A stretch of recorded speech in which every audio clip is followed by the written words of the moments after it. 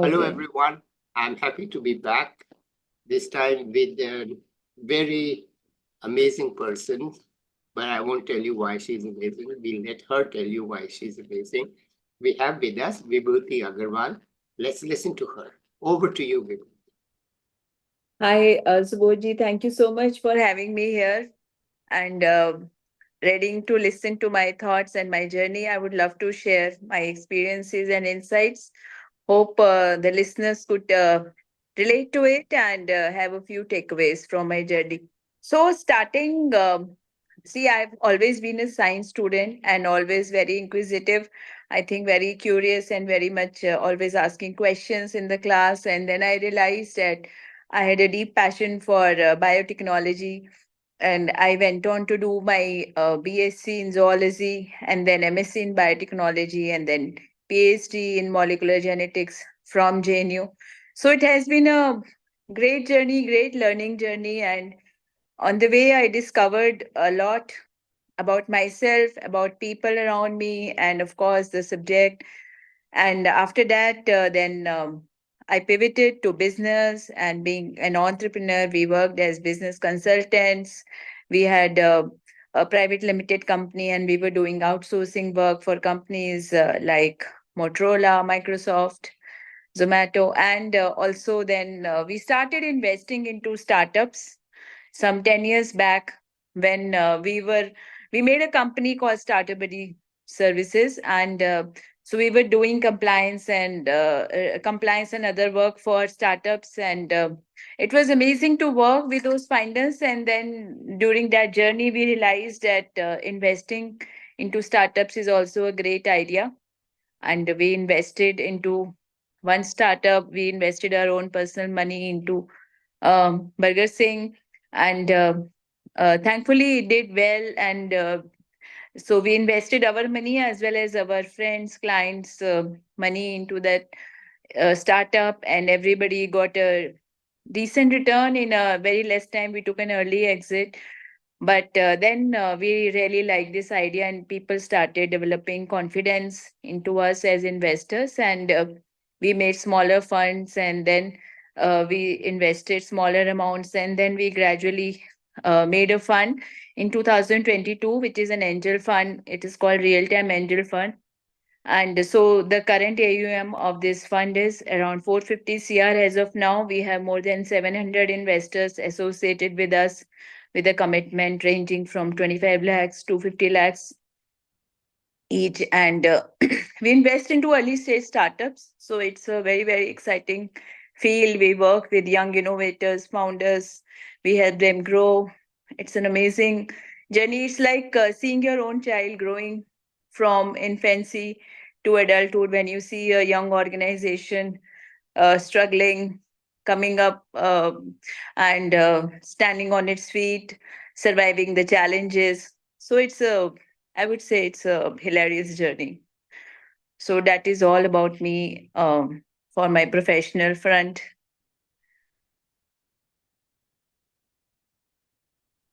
So you, after your PhD in a very technical, well, all PhDs are technical, but your PhD is in a very technical subject. You never really went into academia or even think tanks or anything. You just decided that I'm qualified enough now to do some real work. Or how's that decision? So, Subodhji, actually, season was more on a personal ground than a professional ground. I really wanted to go ahead with research and wanted to go up to Nobel Prize maybe one day to do work like that.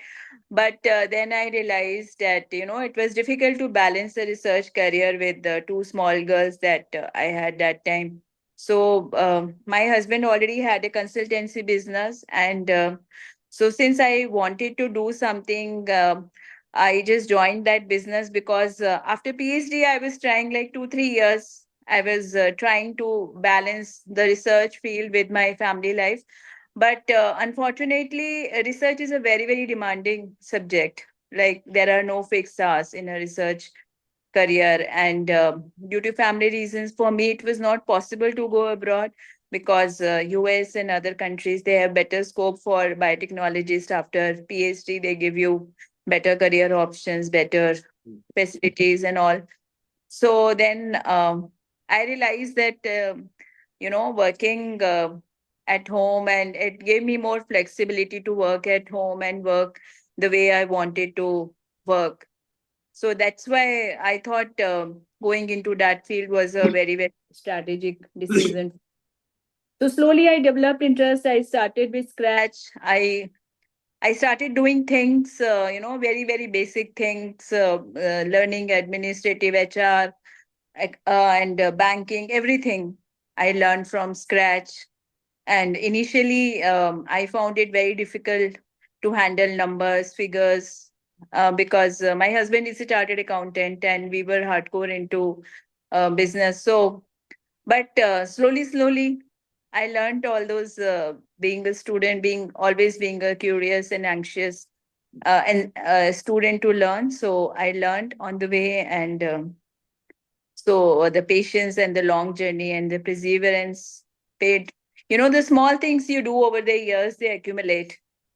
So I was not, maybe I was not doing any great things that time, but over the years the effort accumulated, and it taught me a lot. So that's why I could diversify also. So when I look back, I think that the diversification of the fields, because on one hand, I was hardcore researcher into academics, working at JNU and interacting with the. So my supervisor is a Padam Shri. So I worked with amazing people during my research and learned a lot.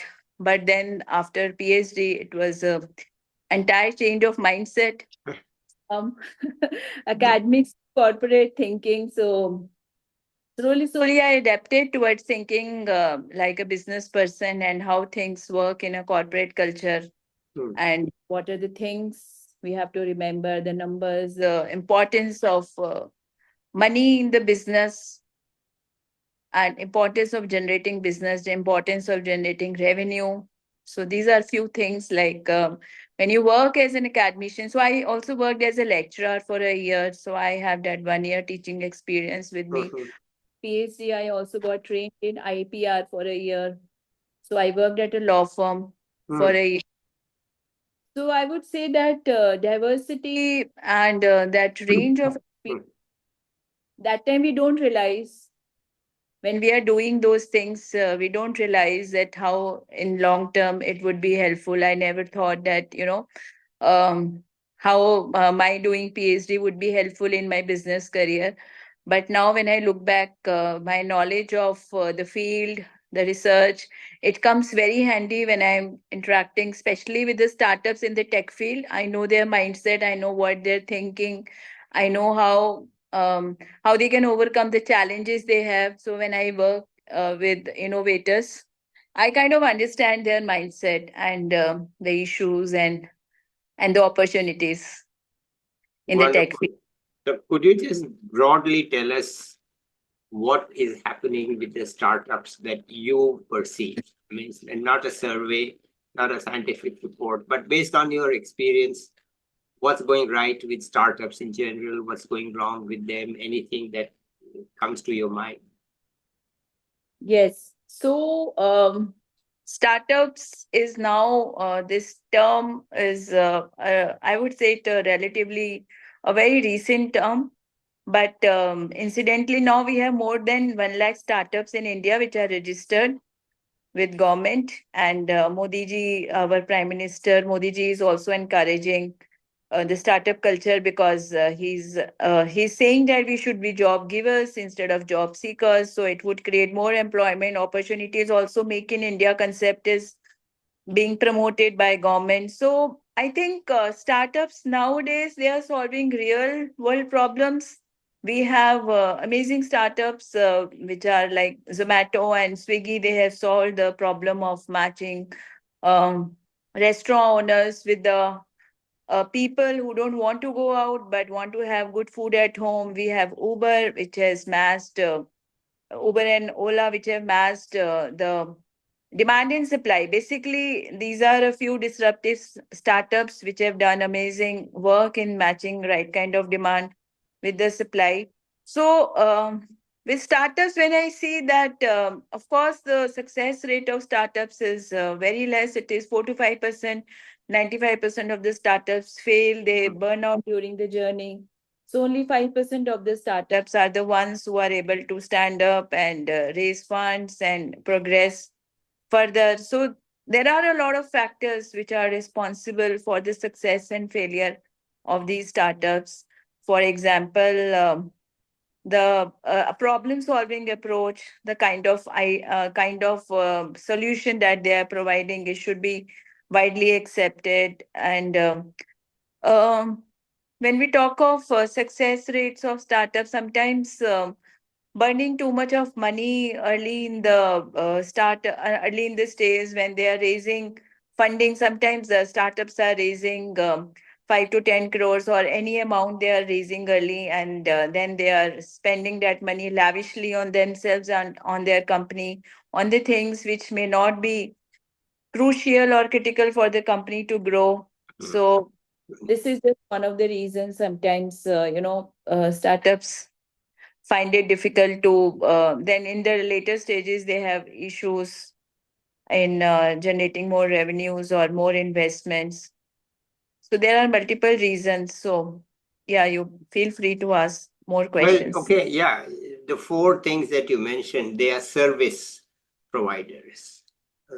Zomato, they are actually transport, one of food, the other of people, right? They are providing transport service. They are aggregators, I would Yeah. say. Yeah, they are aggregators. They are providing that platform. So they have created that tech basically. They have been, though I would say that Zomato and Swiggy, the model is not original. It is borrowed from the US model. But still, I mean, I would say that we are happy to have Zomato and Swiggy born out of India and solving India's problem. Hmm. Though innovation is not something that I would attach with Zomato and Swiggy, but it's good that they are able to scale up in India and do and provide this facility and provide this tech platform to the Indian customers as well as sellers. Okay, great. Well, any startups with new products that you know of? Products, not services. I mean, this is service. They deliver the food which is already being cooked, but something new product. I mean, Uber just replaces taxis, okay, and buses. Okay, fine. So it's still a service. So I'm just keen to hear, because I don't know. It's not like that. What is the situation with products? Is there anything going on? Yes, so innovation is the key element in any startup. So they should come up with something that is already not available in the market. So I would say one of our portfolio companies, PeeSafe, we have invested into PeeSafe at an early stage. So PeeSafe has come up with an innovative product, and they provide toilet seat sanitizers, and which was very helpful for women because it came with a handy spray which they could just when the women are traveling, especially in the trains and to a new place, and there is an issue of dirty toilet seats and which can lead to UTI infections in them. So they came up with a spray, and which women could easily spray on the toilet seat, and it could help them protect them from the infection. So that is one innovative products. In addition, now I would say Mamaearth has also come up with a lot of innovative products in terms of hair care. They started with the baby care products, and then they went on to adding women care, skin care, health care, as well as cosmetic products. So I would say that they created this SLS and paraben free, chemical free shampoos and products which were quite innovative. So they were that time we only had those shampoos with heavily chemically laden substances, but they came up with the new products which were free of any harmful chemicals. So these are examples, and then so innovation could be in term of either new chemical, I mean, new, yeah, of course, chemicals and new products, as well as reduction of prices. So anything now, we have another startup, we have another portfolio. The name is Coparo, and they have come up with innovative. They are providing innovative detergents for cleaning, and they are chemical free, and they don't add to the environmental pollution, because their products are based on the coconut oil, and plus room fresheners, plus now toilet cleaners also, and then they have yeah, this surface cleaner things also. So I would say every startup that we have invested into, they are offering something or the new. Otherwise they will be out of the innovative category, and investor would find it very difficult to invest into such startups. Okay. And do these startups get any support from the government? Yes, so government is also providing a lot of support, especially in the early stage, and government is providing a startup seed fund of up to 25 lakhs to startups, and they gave it through the incubators. Government has initiated I mean, there are more than 1,000 incubators all over India, which are supporting startups in different ways, and startups can go and attach themselves, associate themselves with any incubator of their choice or close to their working place. They would get a lot of facilities, mentorship, also funding through. So incubators is one way where government is providing them support, and again then mentorship to connect them to the investors, and then depends on their stage. So even Department of Biotechnology has come up with a grant for the biotech based startups, and they are supporting. They're giving up to 50 lakhs for the research support in the early stage, at the slightly above idea stage, and for the idea stage startups also, they are giving up to 5 lakhs. Okay. All right. And since you're talking about family life and women, and you are, of course, a woman, what's the share of women in these startups? So, Abhi, share of the women's is it is coming up definitely, though I would say it is not 50-50 yet. So definitely there are more men who are ready to take risk. Women still are looking for a safer career options. And I would say that currently there are 30% of the startups, they have women co-founders. Only Co-founder. 30%. The Co-founder. 20-30%. And the employees, do you know, what's the share there?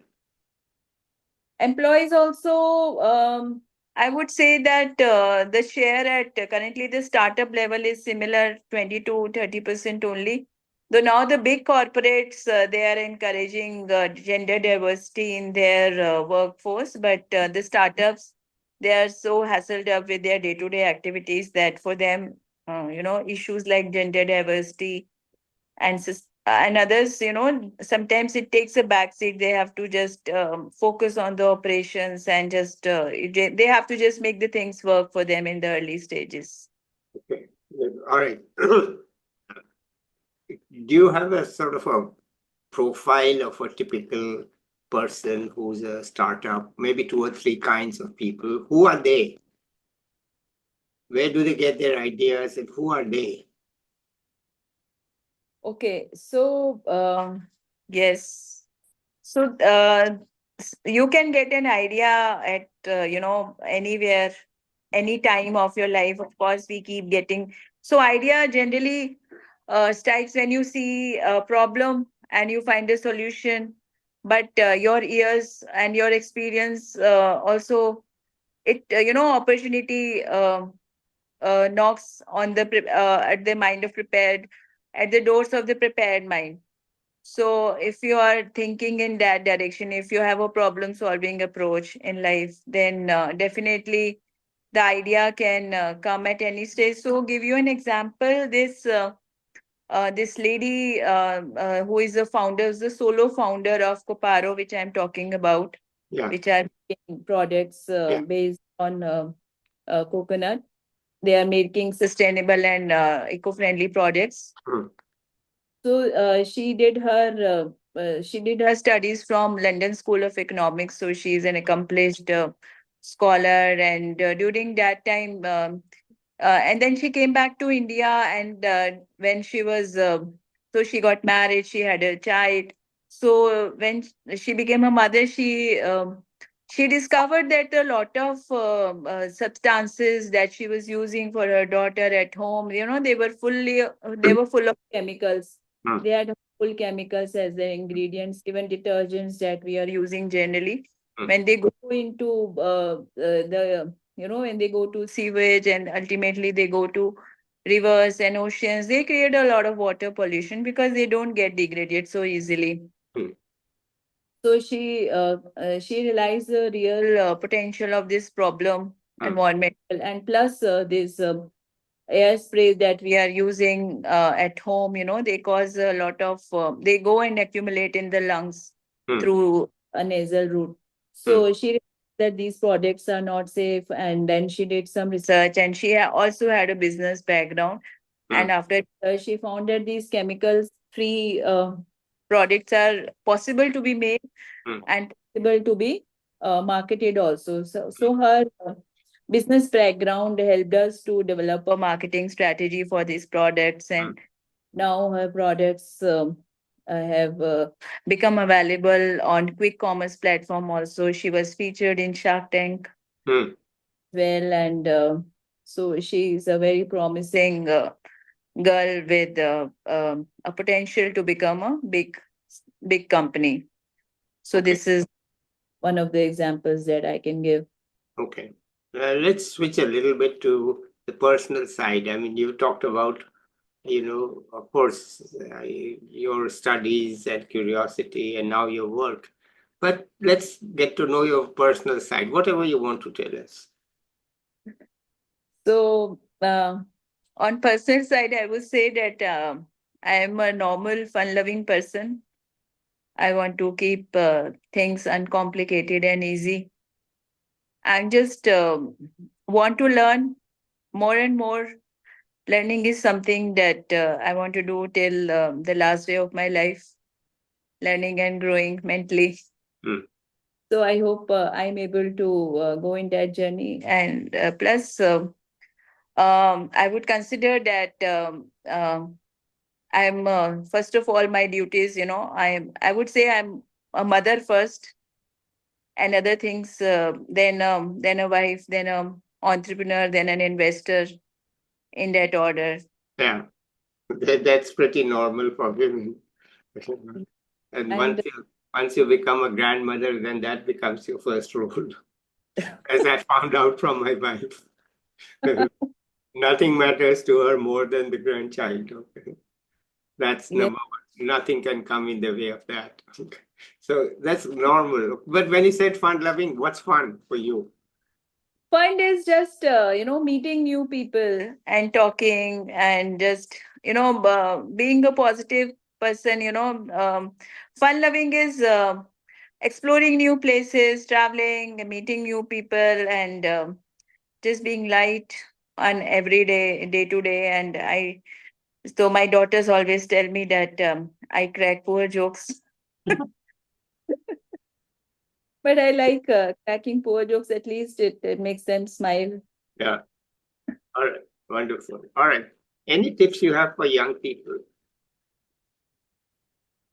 Yes, young people. Yeah, so that the same thing that I would tell my children, but they won't listen that much. They're actually listening. You'll find out some 20 years later that they remember everything you told them. Yes, actually, that happens because sometimes I tell them something and they would it would seem that they don't pay any attention, they're not paying attention, they're not listening. But by continuously saying, after 6 months, they would come back and say that, okay, Mama, now what you said that time, now we understand. Hmm. So these are the things. Yes, I tell young people to network a lot. To your network is your net worth. So you should make friends without any expectations. And of course, learning and growing and critical thinking, analyzing, knowing hows and wheres of everything. And now I tell them, and also now I want to tell them more to do things with your own hands. This is a thing which we ignore many times, like now in this technology era, sometimes we forget that there are mundane tasks that we ignore.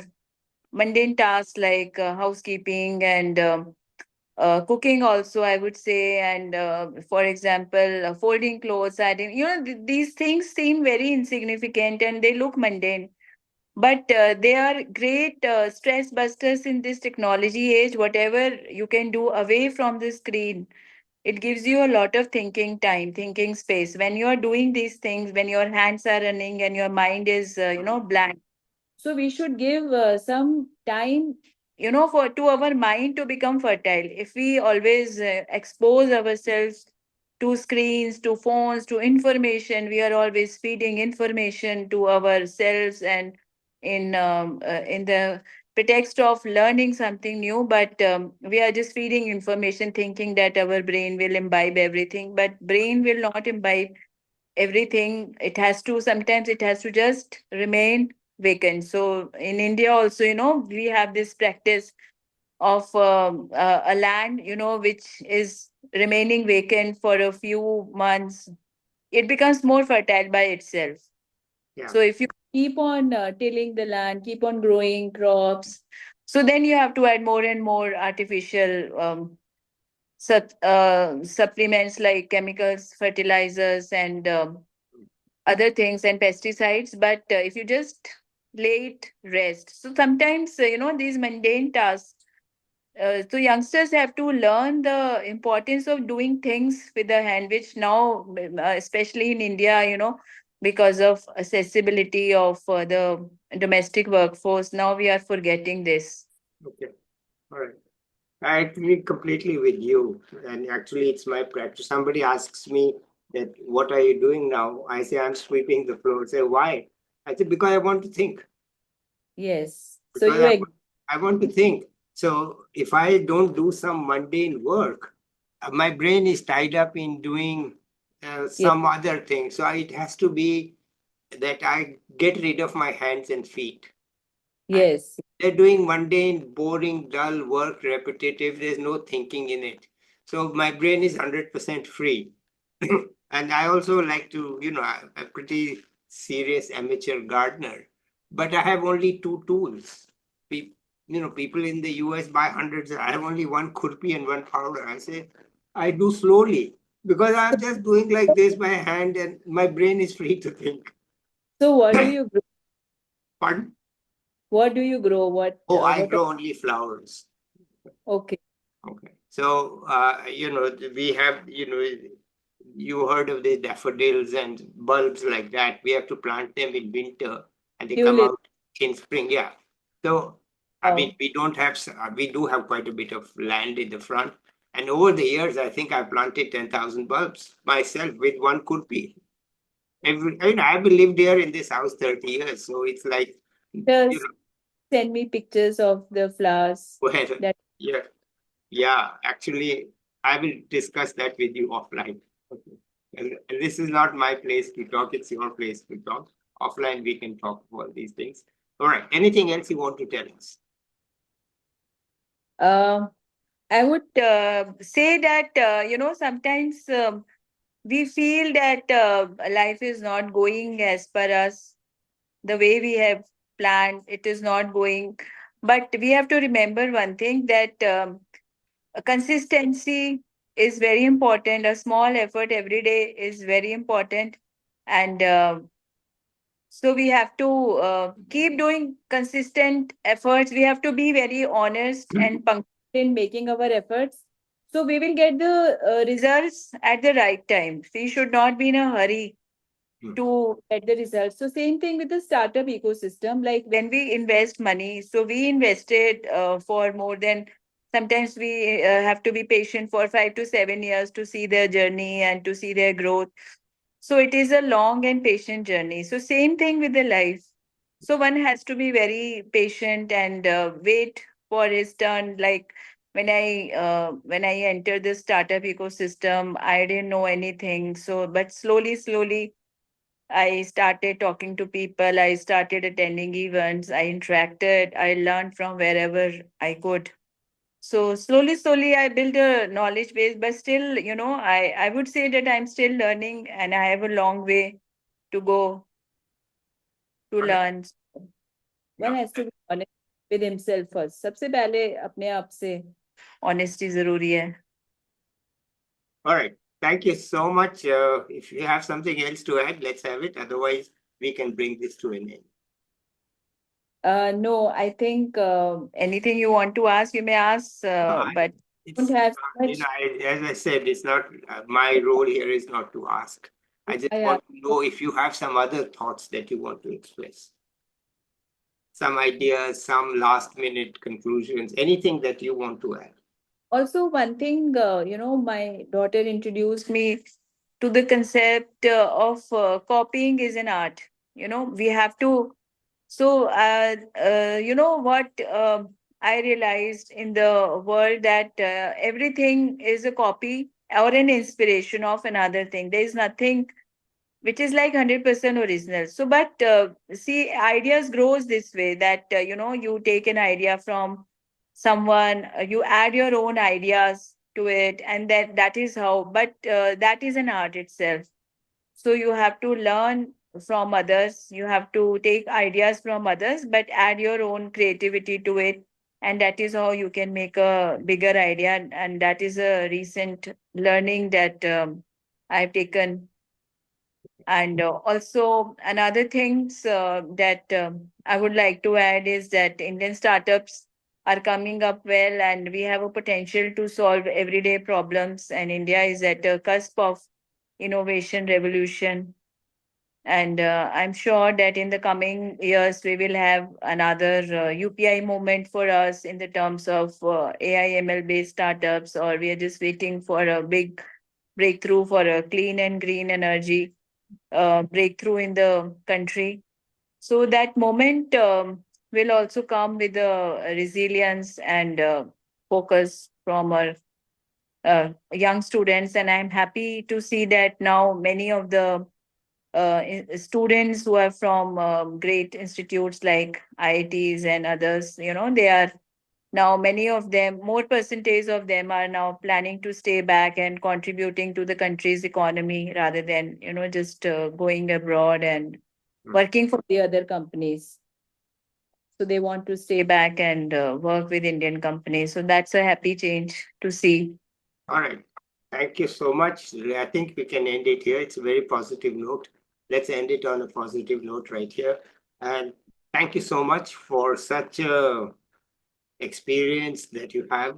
It's very rare to have such experience of going from a biotechnology field to a real-time startup field and supporting them. I have talked to people in startups, but I have not heard from anybody who supports startups. So for me, it's a first, and I learned a lot today. So thank you so much. And let's end this here today. I'll be back with another young person or an expert soon. Till then, bye everybody. Hello and bye, everybody.